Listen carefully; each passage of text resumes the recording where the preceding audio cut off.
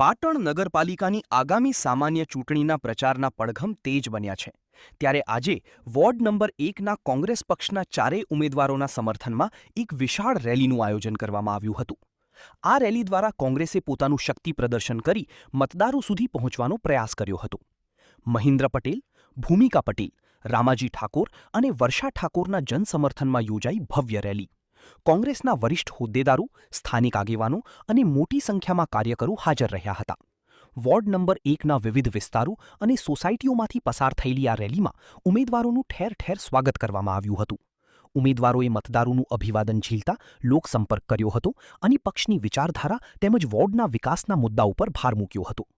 ઉમેદવારોએ મતદારોની ભાવભરી અપીલ કરતા જણાવ્યું હતું કે આગામી 26/4/2026ને રવિવારના રોજ યોજાનાર મતદાનમાં કોંગ્રેસના નિશાન પર મત આપી સમગ્ર પેનલને વિજયી બનાવી લોકશાહીને મજબૂત કરવા આહ્વાન કર્યું હતું.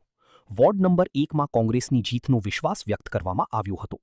પાટણ નગરપાલિકાના વોર્ડ નંબર 8ના અપક્ષ ઉમેદવાર ભરતભાઈ ભાટિયાને અનુક્રમ નંબર 10 નિશાન બ્રીફ કેસ ઉપર પોતાનો કિંમતી મત આપી અપાવી વિજયી બનાવશો. તો મારો મત તો વોર્ડ નંબર 8ના અપક્ષ ઉમેદવાર ભરત ભાટિયાને જ.